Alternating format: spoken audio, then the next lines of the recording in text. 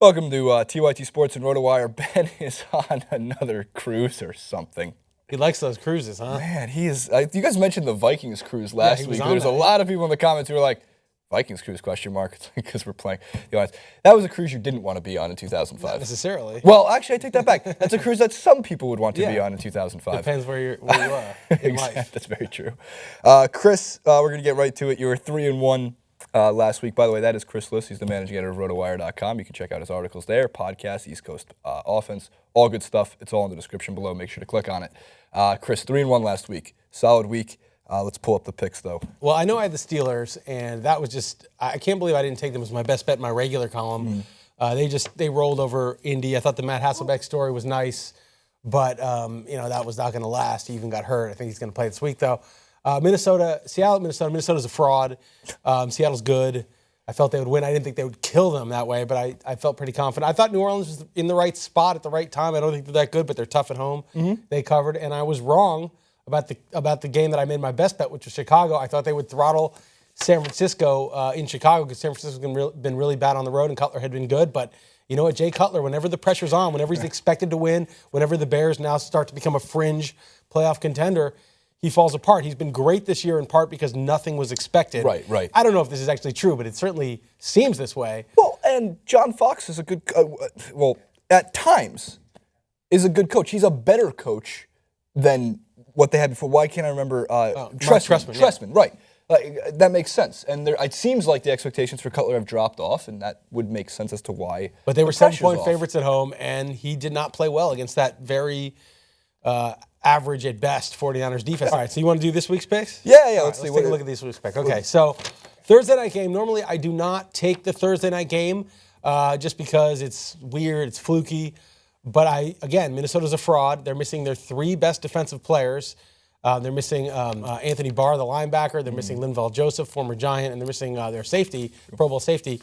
And I just think that missing those players and going against a very potent Arizona offense, Arizona is going to come in and roll. This line's 7.5. I think Arizona's going to win like 30-7, 30-10. It's going to be a cakewalk. I want Minnesota to succeed. I'm not a fan of the Vikings, but there's a slight, I don't know, I like Bridgewater. I don't like Peterson, but I met him, though.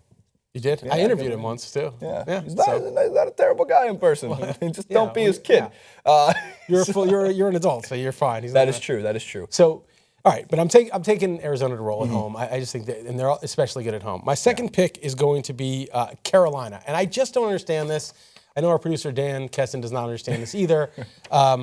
Why does Atlanta get so much respect from the odds makers? You know, when they played Minnesota, who's a fraud, but not the level of fraud that Atlanta is, they were only 2-point underdogs. When they played Tampa last week in Tampa, they weren't getting the full 3. They were being considered better than Tampa. Why? Every week they were favored by 6 over the Colts. Why? Why do the odds makers give them so much respect? Now they are one of the worst teams in the NFL.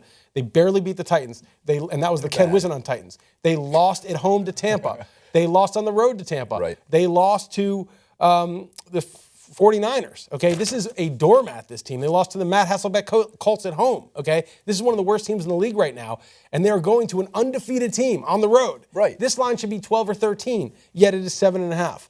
Every week I say, it's so obvious that I must be missing something, and the Sharps are going to be on Atlanta. Well, you said auto-fade the Falcons every week. About 2 weeks ago. Until the line adjusts, okay? Right. And, every week I think maybe the Sharps know something I don't, and I'm going to do the sucker side that everyone's going to do, which is take Carolina as a 7.5-point favorite, right? But every week, that's something that I don't know. It never happens. It's always correct to fade them. So if Carolina was at 13, I'd say, okay, I'll take Atlanta and just say it's time to buy. They're not at a good price now. I'm taking Carolina. I'm laying the wood. Do you think it has anything to do with that? That's where Ben goes when he goes on his trips? He goes to Carolina or Atlanta? He goes to Atlanta. Oh, I don't know if Ben's involved. Yeah. Oh, yeah, there's a lot of bad stuff going on the cruise. It's the sin of Ben Mankiewicz is that's causing destroying these the entire crazy city lines. and the sports. All right, so we got the Cardinals, we got the Panthers. Who else we got? Okay, so this is I'm taking Cleveland. Okay, and let me just say I despise Mike Pettin. I think he's arguably the worst coach in NFL history. But Johnny Manziel is back, and I think that's going to be a lot better than Austin Davis. And I think the Niners are a true doormat, and this is how far Cleveland has fallen in the Pettin regime. They are not even getting full 3-point favorite status against the 49ers at this point. What are they getting, 1.5? 1.5. They're favored by 1.5, but they're at Is that home. like a pity half point?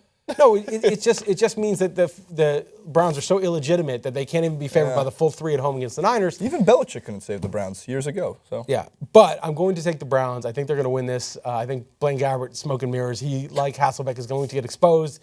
And the only negative is that Pettin is going to put a really vanilla game plan. They're going to force Manziel into the pocket, which they shouldn't.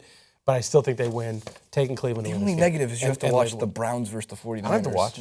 I'm just going to check the score and be angry afterwards. No, I'll check it out because I'll have Manziel. Are any of those 3, by the way, your best bets of the week? Cardinals, Probably Panthers. the Cardinals, I would say, but I have one more that I really One like. more. Okay, Yeah. so here we go. So my fourth pick is Green Bay, who did not deserve to win. Obviously, they got bailed out. but- It was an amazing throw by Rodgers, but it was a joke the way that game ended. Outplayed by the Lions. But Dallas coming off that, I call it maybe the most inept game, coaching and playing of all time, between the Redskins and Cowboys. I think after that big win on Monday night, short week, going to Green Bay, they don't match up well. Green Bay's going to be able to run it on them. I think Green Bay's defense is pretty good. They're going to get to Castle, give them some problems. I think Green Bay rolls in this game. Right. And I'm happy to lay the 7 points and sell Dallas off a kind of fraudulent win. Chris, worst punt of the week before you go. The worst punt of the week? Punt of the week. Well, I make puns all the time, but they're spontaneous. But I do, Case Keenum's playing, case closed, cold case. My last name were Case. I'd name my kid Justin, just in case. That's what I was saying. Worst punt of the week. Oh, punt. I thought you said pun. I like pun too, but Is that what you said before, too? yes, that's why I thought you was said so pun. confused. Oh, I'd rather go with pun. I make also. Oh, that's why you're confused. Yeah, but Case Keenum, case closed is pretty good. Just in case. Worst punt of the week. There's so many. I don't even remember. The punts, it's like, it's almost like we have to think best fourth down call of the week. You can't even look for worst punt anymore.